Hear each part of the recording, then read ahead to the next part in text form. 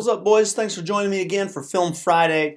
We are on to week number 5 in our season. We're sitting 3-1, and we are home this week against Peoria Manual. And Manual is a team that has they've struggled with football for many, many years, and they're really just not very good football-wise.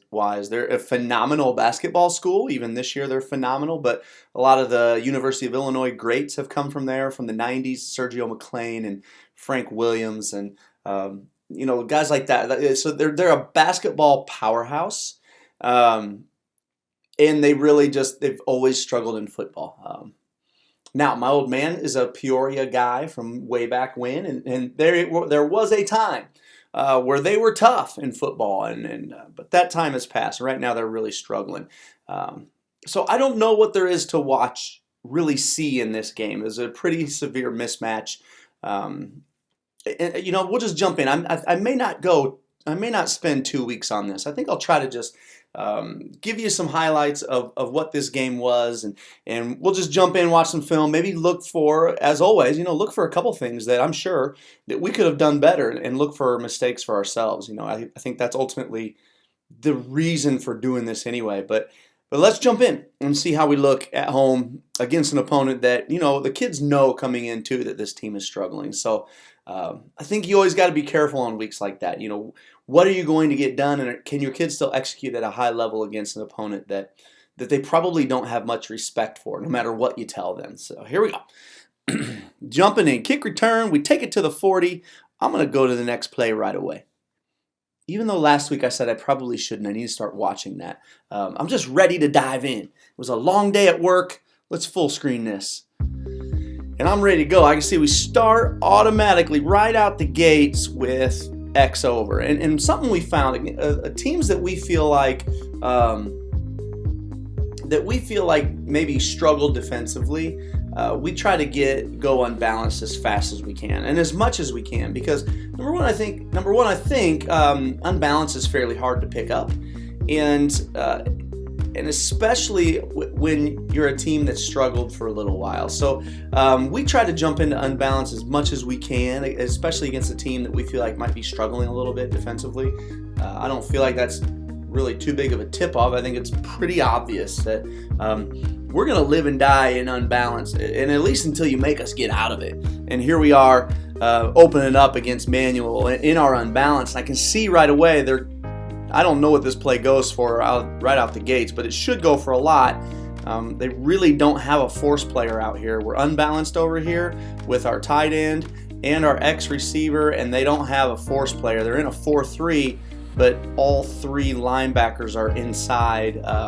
I'm sorry, the linebackers are fine, but they don't have an edge player. Their D-end here really should be playing out here in a 9-tech, and they're just not. And I don't even see the safety. I don't know where he is. Maybe he's coming.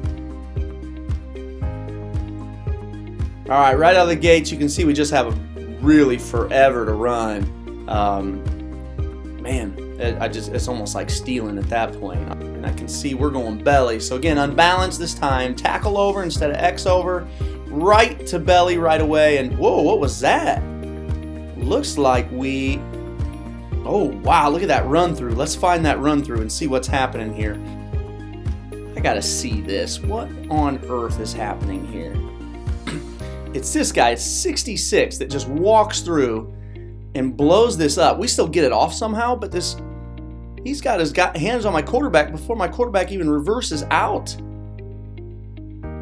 Okay, I can see what he's doing. What he's doing here is he's starting here, but he's gap stepping in. He's gap stepping right here, and my tackle here does not step flat enough to get to him. So I've got to believe that I don't know exactly how to take care of this. Normally, I'm not going to ask my center to gap step and try to pick this guy up, but I guess you have to. I guess we're going to have to take, and this needs to be a rule, part of your step. We got to gap step with width first in case this man slants inside. And then we can at least, whether or not we can get him scooped or actually get our head by him, I don't know, but at least we can get in his way, and then he can get this guy scooped. See, he gets him scooped, but he does not. We don't get a body on this man. Watch him just run through right here. Boom. Boy, really steps tight, and my center just ignores him. He's climbing right away. I don't necessarily blame him because there's not a lot of times where we need our center to pick that guy up, especially if right off based on alignment, he's out here in a 2, which is head up for us of that guard. He's in a 2, and our center doesn't think to pick him up. I can't be that upset with him. Somehow, by some miracle, we still I don't like that he throws the ball, but look at this. He throws the ball to our fullback, and our fullback turns it into something. Oh my goodness. I would assume that they do. Yeah, they're really jumping hard. So pick up an easy 5 yards, kind of ease them off. Right after we see them jumping that snap like there, make them think a little bit. Maybe now my tackle could make that down block. You never know, but it's good to be slowing them down. And right away we go to our play action pass to our tight end. You can see what we're trying to do here is just try to, and these two, I don't know who necessarily the blame would go to, but we want to run him off on a corner and sneak him in behind him and be over the linebackers but under the safeties here with this pass.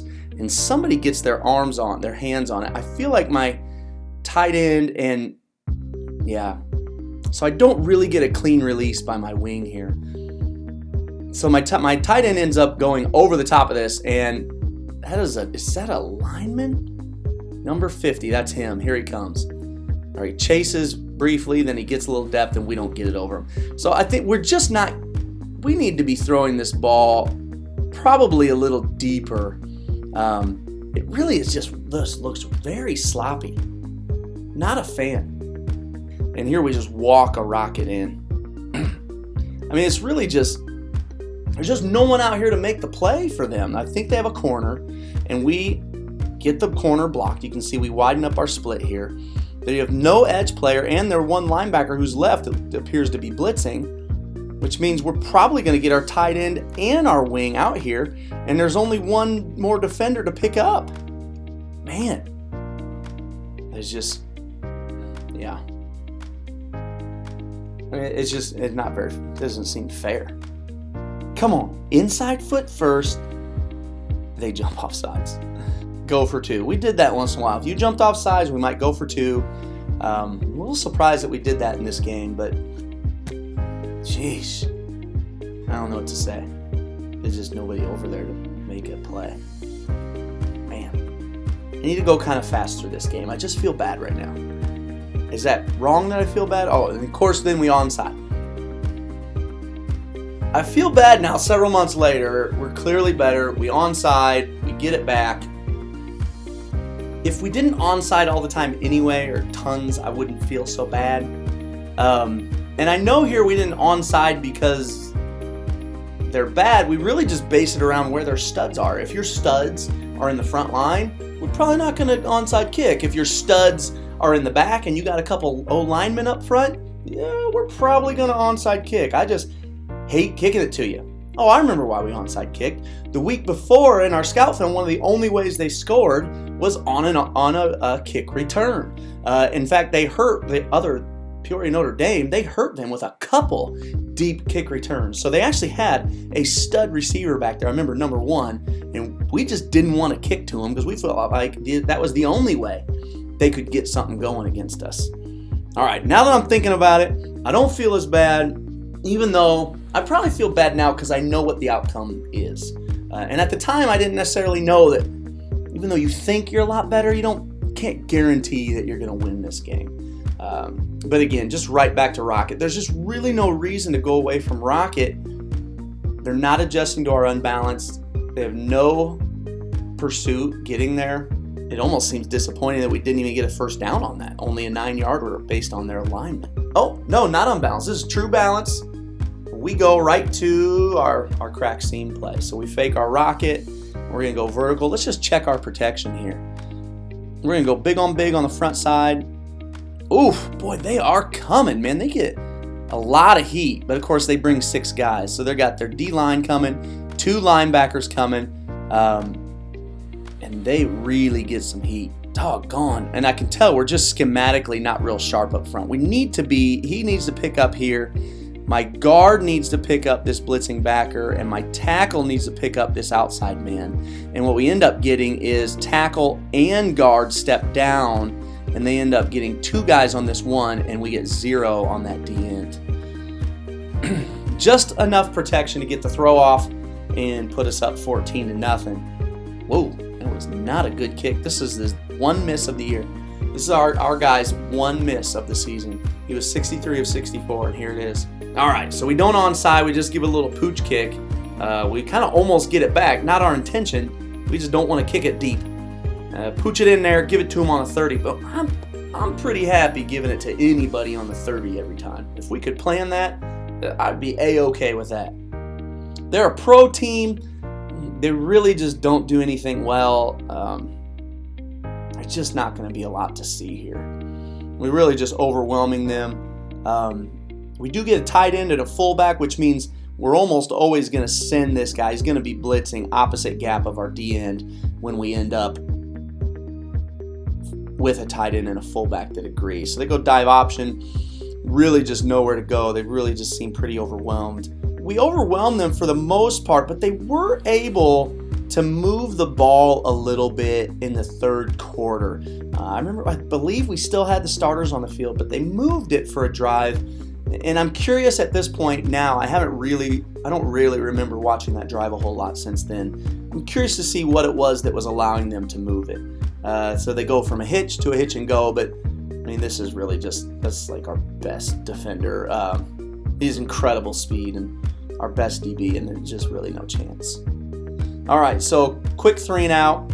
They need to punt. Let's see if they can get a decent kickoff. They do. They get a pretty good kickoff. I'd like to see us get to that, but I'll trust him. He's probably one of the best returners I've had. Not as far as making something happen, but as far as making sure he's catching almost everything. So he's about the best I've had, so I try not to criticize too much.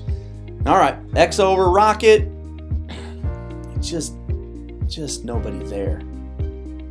X over again. Rocket the other way. We're just ending up out here with multiple guys free. We got a tackle free and a wing free, and we're getting 2-on-1 out here. And then this is a very, very good back with very good speed, and it's just pretty easy touchdown right away. Here you go, tack it on. Ew, just not a real good kick, but it goes through. Just don't kick it to number 1, wherever he is. I don't even see him in the picture right now. And I'll be happy to give it to him on 30, 40 all the time. And they squeeze a yard out. I can't tell if we're making any mistake or, against a lot of teams, defending for a 1-yard gain, I'm pretty okay with. The only thing I'm seeing right now that I'm not happy about is that my nose right away picks a side and goes to the bottom side here to the right of the center. And I know that he's supposed to be head up of the center until he can see where the ball's going, and watch him just bounce it right away to the right side of the center. It's just, I don't like that. We work tireless hours trying to play head up, and then these kids get in the game and they just do it their way. I'm sure none of you guys struggle with that. This looks like initially that we just have it contained, completely contained, but he bounces, my outside linebacker just isn't there to force it back inside. He doesn't get beat bad, but enough to give up 4 yards. Right to a toss, but it's just tough to run toss if you don't block that edge player. I'm sure they're trying to get that fullback there, but my outside backer happens to be playing pretty aggressively. It appears like he's actually blitzing. I'm not sure what the tell was here that made us want to blitz, but it obviously worked out on this play. I got a repunt. My nose. My big nose is getting through there, no problem, man. He's getting greedy. He wants a block. Go to a balanced formation, our true wing T look. And we fumble the snap. I know we're going to win the game. It just bothers me. I feel like we fumble more snaps than most people, and I don't know why. Somehow it's still 1st and 10. I don't know how we pulled that off. Or maybe that sign up there is just wrong. We go to boot, slip our fullback out. I like that. I'm not thrilled with this. Do you see how my guard is wheeling? He's turning his shoulders, so he's facing the opposite end zone. He's wheeling with tons of depth. I don't like that. I've worked with him on this too. I'm not sure that he got much better. What happens when you turn out and wheel back and give that much ground is that you're inviting the edge player, you're inviting him up the field. And I really learned this from Mike Johnson, who was over at Pioneer High School, just took a new job somewhere in Indiana. I can't remember where. But if you get depth, you're just inviting the rush, and now you got to deal with him. If you just pull flat, almost like you're trying to wrong arm him as he comes across, and now you wrong arm. So this is my guy here, and this is a football player from the bird's eye view. Can you see it? There's his helmet and there's his shoulder pads. You're going to wrong arm, take this inside arm and come across it and rip, that's a fist, and rip and fight with him here. And try to get him wrong armed and logged. But what you're going to do is create a collision, and this is going to hold him up, which doesn't invite a rush and allows your quarterback to get loose and have time to throw. That's the idea coming from Mike Johnson. But my guard gets so much depth. Look how he gets tons of depth and sets up. That works out for us because they're not getting a rush, but I'd really like to see him flatter. Fullback out of the flat. Good kid with a good hard run. Good finish.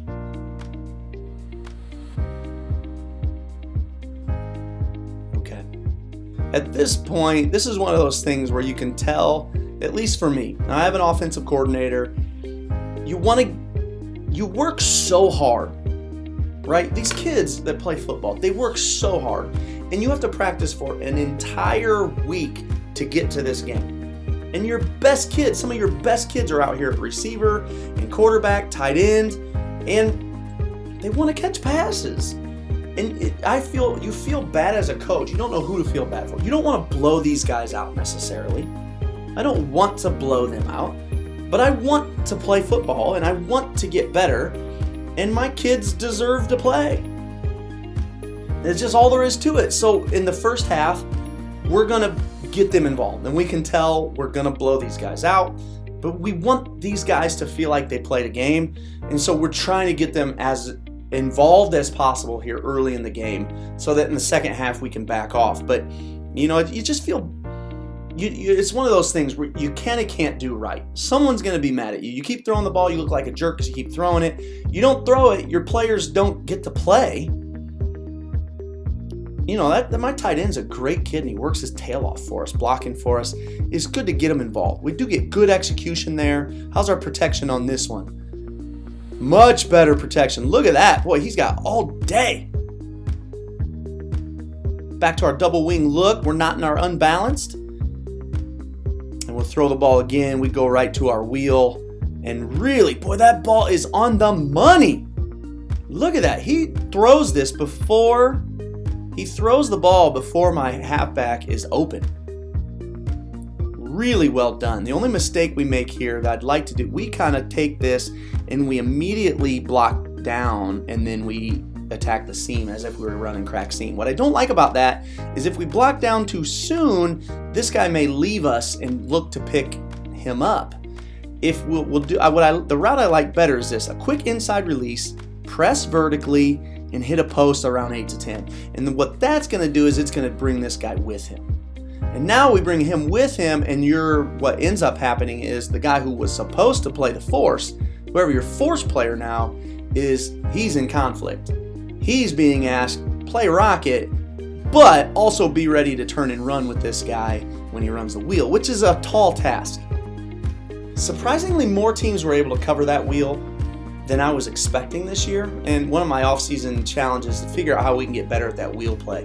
Because that wheel is a real tough play, but several teams were able to run with that guy as he opens it up. Georgia Tech really makes a living on that play when they go to throw the ball. So how are they getting that guy open? And right now we're not really able to outside of this one play. He's not trying to stop rocket, which makes it easy to step down and stop dive. I just feel like we're going rocket right now. Why wouldn't we? I also feel like our tight end jumped off sides. Easy touchdown. Does it look to you like my tight end jumps? Do you see that? He jumps off sides. Go. Okay, it's close. It's close. Maybe he's just the first one to move. Maybe I should be pleased with him. Nice job. 35-0, good guys. That's the first quarter. I just don't think. Let's just do this. I'm going to go to that one drive where they move the ball on us, and we'll call it a day after that. Let's check this out. Let me go find that. Okay, we're back, and I can see we're in the second half, and I can see that we have our starters in with one exception. We've got 2 backup corners that are really more like number 3s. They really don't play much, at least defensively. And we have this. Here's one big notice that I forgot to mention. Remember our stud safety who went down. He was our starting fullback, returning 1,000-yard rusher, all-everything defender. He's gone. Out for the season with a shattered thumb, has to have surgery. And now we are at what we consider one of our most important positions. We are scrambling. And in this game, I can see that we're rotating our 2 stud wingbacks. Neither one really have grew up defenders. Neither one of them have really played much defense in their career. So they're fairly uncomfortable. They're very good athletes, but fairly uncomfortable. And we're really scrambling. We don't know who to play there. We don't have this next guy at that spot. It was a hole for us. We had Superman there. And after him, we don't have an answer. And so we're scrambling. And so this week, it was good that we played these guys next because it allowed us to, a week at least, to kind of get a better idea of who needed to play there. Because we knew this. The following week, we see another Peoria school known as Richwoods, who plays very good football, and we're very concerned about that game, especially now knowing that we're not going to have our safety/fullback, nor do we have our center yet. So we're awfully nervous about all this. So on this drive, let's see how they score. I do have all starters up front. I just have a backup secondary in, that's all. But at least at the corners. I can't even call these guys backup safeties anymore because they're our starters at this point. So let's see what we're able to get done or why it is they're able to move the ball. Maybe they just rip off one good play or maybe we're making some serious mistakes. I need to know. This looks like a stretch play that really just fairly poorly executed. My Mike linebacker, I would rather him not show that blitz for so darn long. Man, talk about letting him get ready for it. Fairly happy with my outside linebacker that he doesn't end up out of position. I do feel like he plays this a little too slowly. I'd like him to be a little more aggressive, but this is an improvement from what he was doing with that backing up. So I'm not too upset. And then this is a huge difference maker. This is our safety. The safety that just left the game or is out for the season, that kid is in on this play right now. That safety's here. And now we got a safety who's comfortable 5 yards away. And comfortable not getting in on the play. And that was both guys we were putting there. So we're really nervous. Again, it's mostly just because they're not defenders. They both grew up running backs their whole life, not playing defense. All right, they go back to that bubble. I would too. It was good for him in that first half, and it was popping because again, notice his first step. He is backing up. First step is back. His first step is not supposed to be back. And secondly, his eyes are supposed to be on number 2. His eyes, as you can see, are in. He's looking here when he's supposed to be looking here. And that's going to make you take a slower read because he's clearly, if his eyes are here, he knows right now that this kid is trying to horizontal stretch him. He could be opening. He's 1 to 2 steps behind. And then he makes the second error in over pursuing it. And they got a good athlete. Bubble for, what was that? That was probably close to 20 yards. So they run a nice little bubble. They go to dive. Nothing doing. However, they just picked up 5 yards somehow, or 10 yards, another first down. Did I miss something? Did I accidentally hit it twice? Man, we must have some sort of penalty here. Late hit. That got called for a late hit. Goodness. Do you agree? I don't know about that. Okay, this is better. This is better. He's getting to the hitch lane, my monster is. Good. Better reaction, turn and sprint, get to the hitch, tackle the hitch. I'll take it. I can't be upset with that. 5 yards, but I can't be upset with that. He's reacting quickly. Quick enough that I don't need to be upset. All right, we man this over. Okay, so it's a big bubble and a 15-yard penalty for unsportsmanlike. So far, that's what they're getting done, and that's how they've moved it. Look at this. We have this bottled up, and they turn it into 5. And why do they turn it into 5? Because my outside linebacker decides he's got it forced, and then at late he decides, maybe I'll come back inside now. Freaking kills you every time. Look, he's got it, then he bounces inside, gives up the edge, and the kid turns it into 5. It really shouldn't bother me, but I literally am sweating. It bothers me. And I think it bothers me more that I can't get it taught. I don't know why. I don't know how to get it, how to teach them so that, you know what? I'm going crazy. I'm driving myself nuts. I should. In the game, sometimes kids, because they're human, are going to make mistakes. I got to be okay with that. I just got to stay the course, keep teaching them. Okay, this is tough. Does he catch this? He doesn't catch it, but I'm not sure how we can stop this. Again, I do have a backup safety, and this is that same kid who was playing receiver. He's played 0 downs of defense in his life. But I like this. Okay, we open up to the hitch. I like it. They fake a hitch almost, and it's almost like a stopping type slant. That's going to be tough for us, especially with a number 2 corner in. That's tough for us. If I'm them, I go back to it, but over here. There it is. And that's just a nice slant. That's a good looking slant. And we don't have an answer for it. Now, I would say this. This is the advice I would give to these guys afterwards. All right, so we give up a touchdown, a big bubble play where we misplay it, a 15-yard penalty, and a good slant. And those 3 things lead to a score from them. This is a good slant. Now, in order to stop this, we're going to need a corner who understands that they're inside the 10. Why would I be 3 yards over the top of him when they're inside the 10? And that's something that we try. It's not just this kid that makes this mistake. A lot of our corners make that mistake. And we got a lot better this year, actually. Our DBs really got better. We're putting it on scouting reports and everything that our DBs understood. When they get inside the 10, there is no longer a vertical threat. That they can't beat you deep anymore. They could try to fade you, but they can't beat you deep. So challenge them.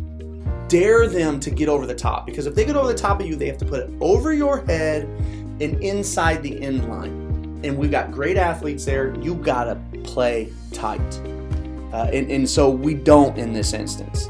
We're giving a big cushion and we're inside the 10. So, if we're down on the opposite 10, and we give up a slant because we're over the top of a slant, I'm not upset. Inside the 10, we're playing 3 yards over a slant, not a real good idea. Again, the slant is kind of that hole. That is a bubble.